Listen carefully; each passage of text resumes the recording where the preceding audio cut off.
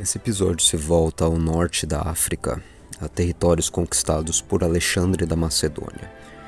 Do Egito até a Líbia, a África helenística se orientou por ideais de classicidade e harmonia que alteraram a história literária dali para frente. Enquanto a cultura da Atenas de Platão e Aristóteles era autocontida e provavelmente teria se extinguido em si mesma, intelectuais da tal época helenística foram responsáveis pelo resgate sistemático das contribuições da cultura grega, egípcia, macedônica e sogdiana, visando uma organização sistemática de todas as contribuições do espírito humano. Só no Império Macedônico surge o primeiro classicismo propriamente dito. Surge essa ideia do primeiro museu e o principal centro de erudição do mundo antigo, que é a Biblioteca de Alexandria. E é difícil enfatizar demais a importância da Alexandria helenística para o mundo posterior, para a história da globalização cultural do mundo em si. Todos os teóricos gregos analisados até agora viviam uma ilusão da eternidade da sua cultura. O que aconteceu foi que o mundo grego acabou sendo conquistado e saqueado por um dos pupilos de Aristóteles, um jovem macedônio que conhecemos como Alexandre o Grande. E se tem uma coisa que estudar a história antiga nos mostra é que centenas e centenas de civilizações complexas morreram com as suas línguas, suas ciências, seus deuses e mitologias. Dos próprios troianos, que a gente conhece por causa da Ilíada, sabe-se pouquíssima coisa. Eles moravam perto dos hititas, mas era um povo separado conhecido como Ilusha, falante de uma língua já extinta chamada Yuvian. Então, com a Batalha de Caroneia em 338 a.C., a Grande Grécia provou do mesmo veneno. Cidades-estados gloriosas do século IV viraram estados vassalos da Grande Macedônia. E não foi por falta de alertas. Um dos textos fundadores da historiografia grega, que é a História da Guerra do Peloponeso de Tucídides, já tinha alertado para um dado elementar sobre a antiguidade mediterrânea.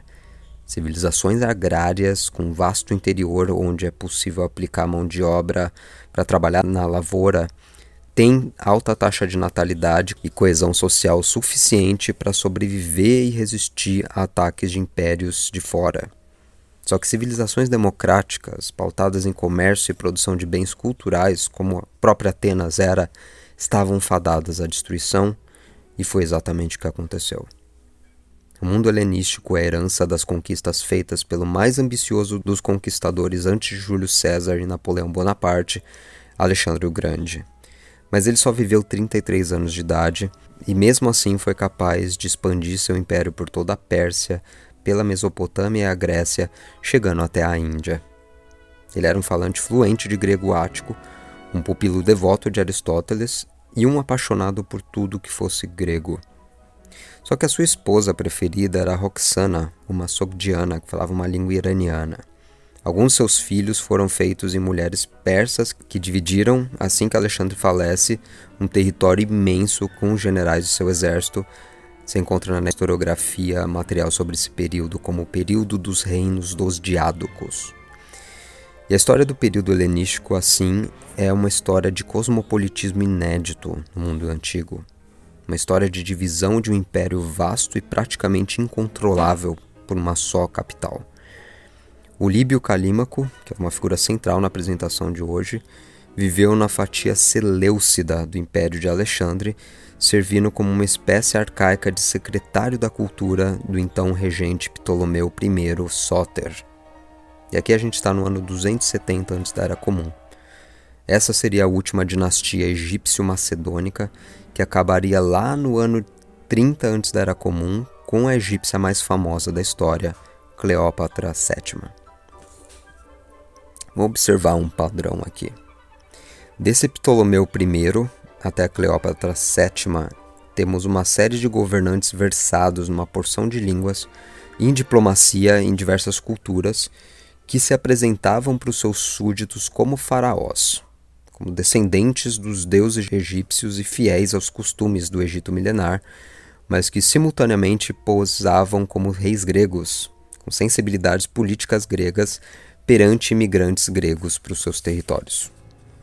Então, onde quer que estivessem, eles tinham que fazer o jogo dos seus súditos, digamos, e foram mais bem-sucedidos do que qualquer outra dinastia alexandrina, da Macedônia até a Índia, no seu fomento das artes e da glória da Magna Grécia. Era como se o espírito do povo grego tivesse migrado para o norte africano. Essa mensagem precisava ser mostrada para todo mundo. A cidade de Alexandria vira um cartão postal do mundo antigo mediante 2 grandes projetos. O primeiro é o projeto do Farol de Alexandria, que na época era o prédio mais alto do planeta Terra, e um complexo de prédios projetados ao estilo helenístico para estudo e apreciação dos tesouros gregos, egípcios e de demais civilizações apropriados por Alexandre nas suas campanhas. E aqui estaria um prédio intitulado Museion, que é um santuário com estatuária original grega feito para o louvor dos deuses olímpicos e também da arte que os retratava. E pois é, esse é o primeiro museu.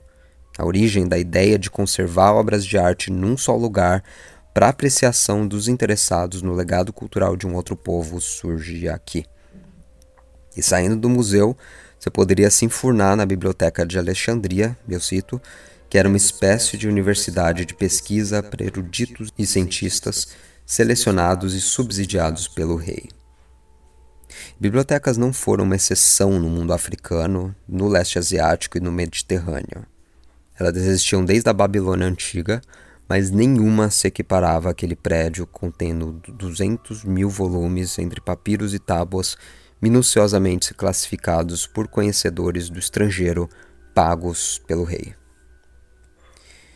A própria existência da biblioteca com obras estrangeiras é mais uma inovação norte-africana que muita gente atribui ao Império Romano. Eu repito que essa é a primeira cultura classicista propriamente dita, surgida quando Roma era só uma republiqueta, não maior do que o território atual da Itália. E há condições necessárias para o surgimento de um classicismo que, antes de tudo, fogem das intenções de um punhado de artistas e intelectuais em serem clássicos, entre aspas. No século XX, Jean-Paul Sartre formulou o seguinte: pode-se falar de classicismo quando uma sociedade assumiu uma forma significativamente estável e está impregnada pelo mito da sua própria permanência. Nesse caso, os escritores não têm de decidir a cada obra que compõem qual seria o significado e valor da literatura, já que essas coisas estão fixadas pela tradição. No caso, tradições no plural. Vou deixar 2 considerações sobre a arte helenística, começando pela escultura. A maioria da estatuária grega arcaica que chegou até nós veio de réplicas, tanto réplicas helenísticas quanto romanas, e pintura sequer tinha uma musa para chamar de sua, e foi por muito tempo considerada uma atividade artesanal como era a carpintaria ou a culinária, não como uma arte digna do nome. E quando a gente chega ao período helenístico, as artes plásticas ganham expressividade. Desvinculam-se das suas origens religiosas antes de tudo, e então deixam de servir a representatividade fiel de um panteão de divindades. Isso faz com que os artistas tenham um espaço para a representação da complexidade do caráter humano. E um dos grandes teóricos do período foi um alemão do século XVIII chamado Johann Joachim Winckelmann, um bibliotecário do Vaticano que veio com a tese de que o espírito humano, desvinculado da imagem idealizada e fria dos deuses, ganharia espaço pela primeira vez na estatuária helenística, e não grega. E a tentativa de expressar emoções indica um empenho sistemático por parte de artistas alexandrinos de expressar a dignidade do caráter humano aliada a traços emotivos próprios da figura retratada. A subjetividade de quem está sendo retratado, vamos dizer. E por que esse empenho? O uso primordial da escultura nesse contexto era um uso para propaganda política. Artistas eram pagos para retratar seus governantes, seus patronos. Então todo o culto da personalidade do político é algo que remonta a Alexandre o Grande, um homem com um ego imenso, que em suas viagens pulava de templo em templo pedindo que sacerdotes de diferentes religiões confirmassem que ele era o favorito dos deuses. E na época, não por acaso, ele contratou um cara chamado Lísipo como um retratista oficial que acompanhava esse conquistador por suas campanhas militares e que talvez tenha sido o mais influente escultor de todo o mundo macedônico. As esculturas de Lísipo, famosas pela sua naturalidade, se opunham às poses rígidas e estáticas e são creditadas como sendo as que melhor oferecem uma ideia de como Alexandre era. E esses dois juntos, portanto, criam um padrão estético da escultura de retrato.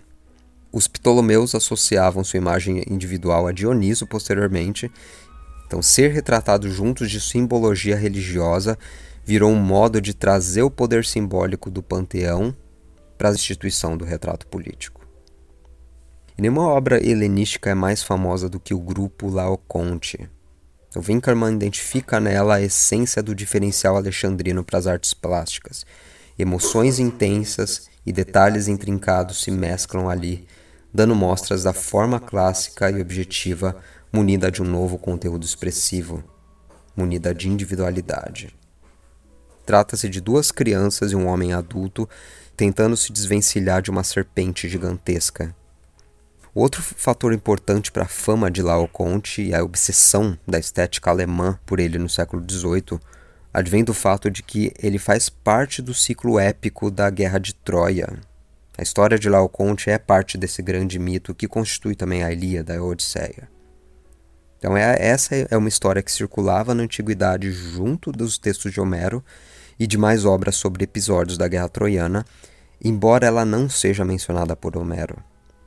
Só que ela chegou para nós via um romano, Virgílio, uma fonte posterior, e servirá como um ponto de partida para todos os classicismos posteriores na literatura, argumentar valores estéticos de medida e de harmonia. Eu resumo essa história a seguir. Laoconte era um sacerdote de Poseidon, que foi morto com seus 2 filhos por uma serpente mitológica depois de tentar expor esse ardil muito famoso do cavalo de Troia. Que foi, é claro, o famoso método dos gregos ou aqueus de se filtrarem na cidadela de Troia. E a execução do Laoconte é extremamente refinada em toda a sua extensão, a composição é super bem calculada. Se trata de 2,8 metros de mármore esculpidos num só bloco. Os 2 filhos do Laoconte, como a gente vê na tela, são relativamente pequenos em escala em comparação com o pai, e isso de propósito, é claro. Foi uma forma do artista aumentar o impacto da figura central. Então a obra joga com perspectivas até então presas demais à realidade empírica. Se fosse para você representar figuras juntas, você usaria proporção. Aqui não, aqui o artista cria a sua própria proporcionalidade de acordo com o que ele quer ressaltar. O velho Laoconte, consternado, mas de modo algum fragilizado. Esse é o ideal grego. Então a compostura, dirá o Winckelmann, eu cito, se estampa no rosto de Laoconte, e não apenas o seu rosto, sobre o mais violento dos sofrimentos. A dor se revela em todos os músculos e tendões do seu corpo, e quase podemos senti-la na contração dolorosa do abdômen, sem sequer olharmos para o rosto ou para as outras partes do corpo. Porém, essa dor se expressa sem qualquer sinal de ira. A dor do corpo e a nobreza da alma são distribuídas e pesadas, por assim dizer, por toda a figura com igual intensidade. A filosofia estendeu a mão à arte e soprou nas suas figuras mais do que a mediocridade da alma. Isso é um ensaio do Winckelmann, fundador da história da arte moderna, e a data do ensaio é 1755, cerca de 2 milênios depois do reinado de Ptolomeu I. E foi justo essa época que marcou um interesse renovado pela cultura helenística. Muito de tudo isso que eu estou falando sobre a época helenística foi revelado para os europeus só depois da Renascença. O próprio conjunto de Laoconte ficou enterrado até fevereiro de 1506. O Papa Júlio II, que era um entusiasta das artes, ficou sabendo disso e enviou artistas da corte para restaurá-lo. E entre esses artistas tinha um cara chamado Michelangelo, que foi chamado ao local da descoberta da estátua, junto com um arquiteto florentino igualmente famoso chamado Giuliano de Sangallo. E a partir de então, a escultura se tornou um referencial para a ideia de classicismos e neoclassicismos. Ela define a cara do Renascimento italiano via ideais e mecanismos de apropriação cultural desse norte-africano dos Ptolomeus e não da Grécia e da Roma antigas. A ideia de um pan-europeísmo, definido por uma mescla de heranças cristãs e helênicas únicas àquele continente, é uma ideia grosseira que desconsidera que todos os grandes classicismos europeus, seja o da Roma de Augusto César até a Renascença italiana e depois o classicismo alemão do século XVIII e XIX, todos foram releituras da cultura africana do século III antes da Era Comum, do período helenístico, na verdade. E como esse fato não combina com o mito que assola a cultura europeia até hoje, de que ela seria uma unidade mística e continental e a última força civilizatória do mundo, os europeus acabam aceitando a própria ignorância e deixam esse fato elementar de lado. E a literatura helenística? Eu prometi falar de Calímaco, que é um norte-africano nascido na atual Líbia, que muito provavelmente foi inventor da ocupação do acadêmico e também do bibliotecário. Então, na época, se você remetesse ao nome Calímaco, provavelmente surgiria à sua mente a grande contribuição do homem para a grandeza de Alexandria. Ele foi, antes de ser um escritor, um dos organizadores daquela quantia imensa de papiros que representavam o melhor do conhecimento acumulado da humanidade. E ele fez isso durante décadas. Tem uma obra chamada Pinaques, ou Listas, que a gente pode considerar o grande empreendimento paralelo do homem, composto por 120 volumes, em que ele criou a primeira bibliografia sistemática da literatura pré-existente, dividindo-a em gêneros. Ele falou de gênero retórico, de épica, de história e por aí vai. Então a primeira teoria de gêneros a considerar a lírica como um gênero autônomo mesmo, e dotado de dignidade própria, vem daí. Então, diferente da briga entre Platão e Aristóteles pelos gêneros miméticos, ou quais seriam os mais ou menos expressivos ou ligados a verdades filosóficas, Calímaco aceitou a cultura herdada de outras civilizações como um fato.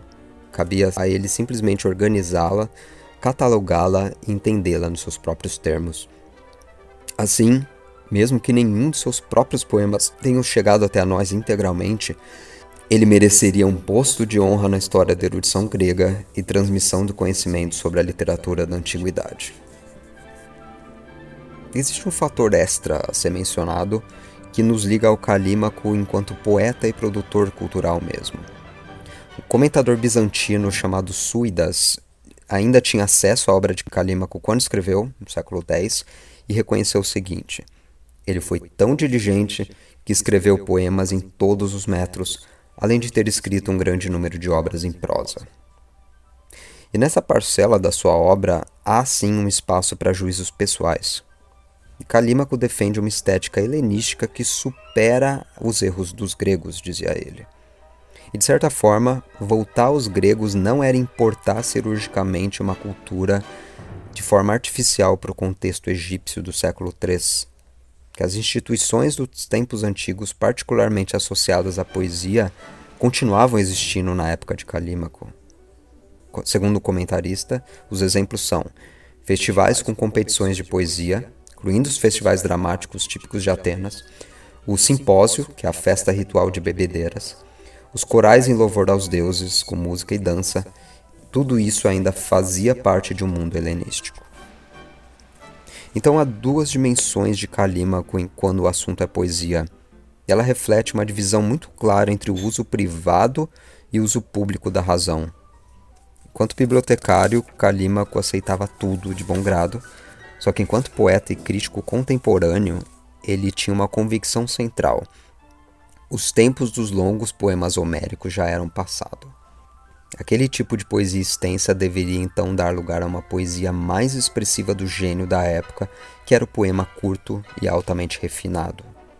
A partir daqui, quem estuda os clássicos entende a briga entre Calímaco e Apolônio de Rhodes, por exemplo, e a sua argonáutica. Não vai dar tempo de eu falar sobre isso, mas esse foi um poema épico ao estilo de Homero, escrito 600 anos depois de Homero, e Calímaco o considerava uma ofensa ao bom gosto.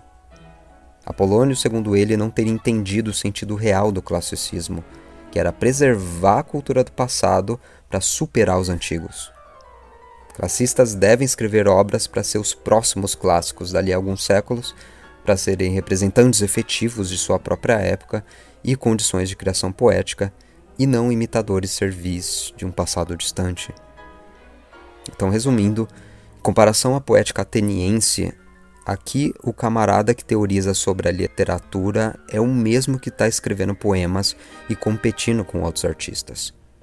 Para ele entra em questão versar sobre a cultura do passado, sim, mas também definir tendências que considera progressivas para a poética local.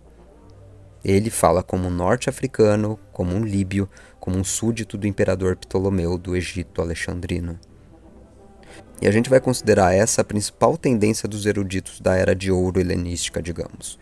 A valorização do refinamento literário, muitas vezes favorecendo uma linguagem intrincada, complexa, cheia de metáforas elaboradas e alusões sutis, que não fazia parte do repertório lexical costumeiro dos gregos clássicos e arcaicos em si.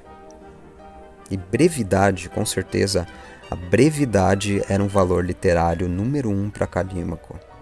Dele veio a famosa frase de que um livro extenso é um livro ruim, refletindo uma mudança estética central na poética da antiguidade a partir do século III.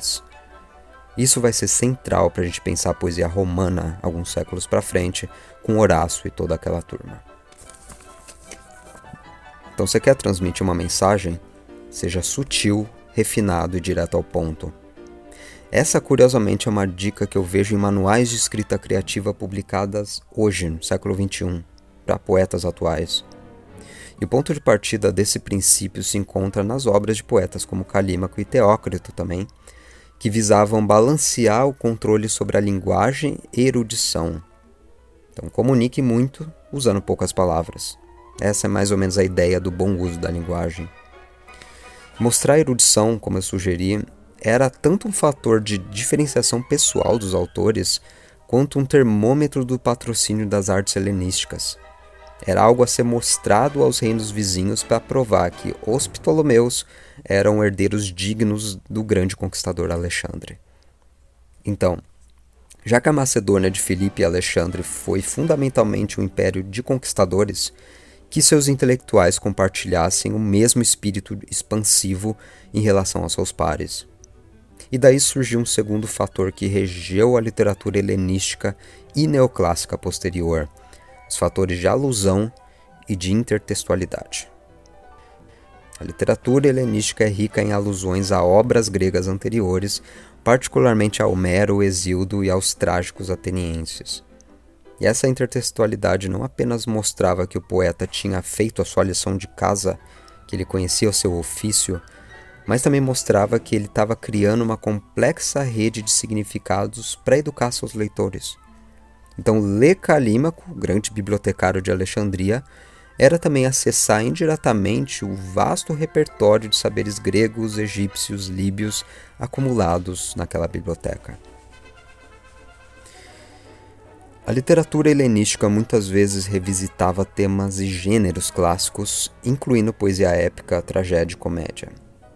Só que mesmo assim, os poetas helenísticos acabaram explorando e expandindo os limites desses gêneros tradicionais, criando suas próprias formas híbridas. E é sobre um desses híbridos que a gente fala agora. A última coisa que eu tenho a dizer nos remete a um texto chamado Aitia, um poema em 4 volumes que trata das origens das coisas. O Calímaco cria esse gênero híbrido da etiologia, onde ele te conta uma história para explicar a origem das coisas mais diversas. Pode ser o nome de um rio, pode ser as origens de um povo, pode ser até uma formação vegetal. E essa é a chance para ele entreter o seu público com uma mescla de ensino de geografia, de botânica e de história local, ao mesmo tempo em que ele ensina algo sobre a vasta mitologia grega, que ele te mostra que ela tem um valor intrínseco em si. E o Calímaco fazia questão de resgatar as histórias menos conhecidas para o seu público. Para complicar ainda mais a história, tudo isso era feito em dísticos elegíacos rigorosos, um método usado geralmente para epigramas naquela época, que era narrado sobre um pano de fundo mitológico.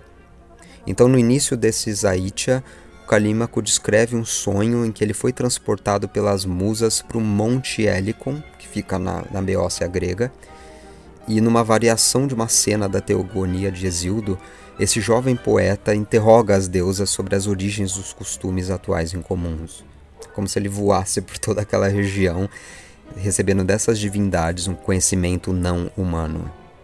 E esse diálogo enquadra todas as etiologias, todas as histórias de origem apresentadas daí em diante no texto. No livro 3, a etiologia número 1, a gente lê a história de Acôncio e Sídipe, que eu considerarei aqui como exemplar para a gente entender a poética helenística. Então a gente tem esse Acôncio, um cara que mora na ilha de Queos, que se apaixonou por uma guria de outra ilha chamada Sídipe, uma vez que ele avistou ela num festival ao deus Apolo. E o seu sentimento o inspirou a pensar num estratagema para se aproximar dela. Então ele talhou em uma maçã as seguintes palavras: "Juro por Artemis que me casarei com Acôncio." Daí ele rolou a fruta até o servo de Sídipe. E esse servo, que era analfabeto, pegou a fruta e pediu que a ama lesse a inscrição em voz alta para ele poder ouvir. Foi o que ela fez. As coisas ficaram por isso mesmo, e a gente fica sabendo depois que Sídipe já estava prometida em casamento para outro cara. Só que quando ela volta para casa, ela começa a adoecer repetidamente. Em cada ocasião, o seu casório era cancelado. E o pai de Sídipe, consternado, vai até o oráculo de Delfos para questionar por que sua filha não parava de adoecer, e o deus Apolo responde: ela está ligada a Artemis por causa de juramento. Você, como pai, deveria casá-lo com esse fulano chamado Acôncio da ilha de Queos. O pai faz isso, os jovens se casam, vivem felizes para sempre, e aqui a gente tem a origem, segundo Calímaco, do clã Acontíadas que mora em Iulis. E o texto deveria acabar por aqui. Só que a partir do verso 55, eu deixo o trecho aí na tela, o poeta faz algo muito inusitado. Ele vai dizer: "Ó Ocean, seu clã, os Acontíadas, ainda vive, numeroso e honrado, em Iulis. E esta tua paixão ouvimos do velho Xenomedes, que outrora consagrou toda a ilha numa história mitológica." E ele continua até o verso 71, onde complementa: "Daí a história da moça chegou à minha musa." Ou seja, daí minha musa ficou sabendo dessa história e me contou. Essa é uma elegia terminando numa espécie de nota de rodapé e glossa imensa, onde o poeta conta de onde tirou suas fontes, justifica a veracidade mitológica dos dados narrados e assim por diante. E eu arrisco dizer que essa mescla de poeta e erudito, aquele que cria os poemas mas também salvaguarda uma herança cultural que ele julga superior, será o modelo para todos os classicistas posteriores, para Horácio e Virgílio no Império Romano, até para Dante Alighieri na Idade Média italiana, para Goethe e Schiller na Alemanha oitocentista. O africano Calímaco estabeleceu uma figura e imperativos do intelectual moderno. Ele é cosmopolita, ele é atento à tradição, mas ele também está em constante polêmica com o seu próprio tempo. E sem essa contribuição, a história da literatura dali para frente teria sido muito diferente. Para fechar, tem um lado arquitetônico e urbanístico desse período helenístico, eu não sei falar muito sobre ele, mas eu adianto que nessa época viu-se o desenvolvimento de novas cidades com planejamento urbano sofisticado, como Alexandria no Egito e Antioquia, na atual Síria. E essas cidades apresentavam grandes edifícios públicos, teatros e ginásios, que também refletiam ideais clássicos assomados à natureza cosmopolita da sociedade helenística. E a ideia era de que a organização da vida cívica poderia também partir de um princípio estético. E aqui reside um pressuposto fundamental para todo o classicismo, como a gente viu ao falar da escultura nesse período. O artista ou esteta imagina que o ideal artístico já foi encontrado, os mistérios das artes, vamos dizer, já está decifrado, basta você saber aplicá-lo. Enquanto mantinha elementos clássicos gregos, essa cultura helenística também integrava aspectos de culturas locais dentro de vastos territórios, e daí a minha insistência de que é um erro grosseiro a gente considerar essa como uma cultura europeia. A Europa continental, fora da Itália nessa época, ainda estava entretida fazendo sacrifícios humanos para os deuses que habitavam em árvores. Era uma região inóspita, assolada por fome e por tribalismo. Em contrapartida, na África e na Ásia helenísticas o movimento foi oposto.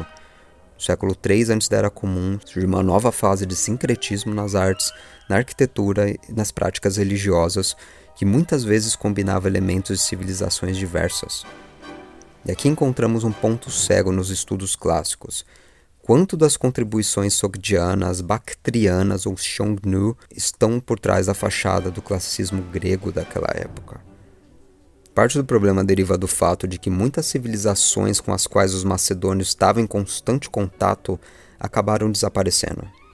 Então, da civilização sogdiana, por exemplo, a arqueologia sabe menos do que gostaria de saber.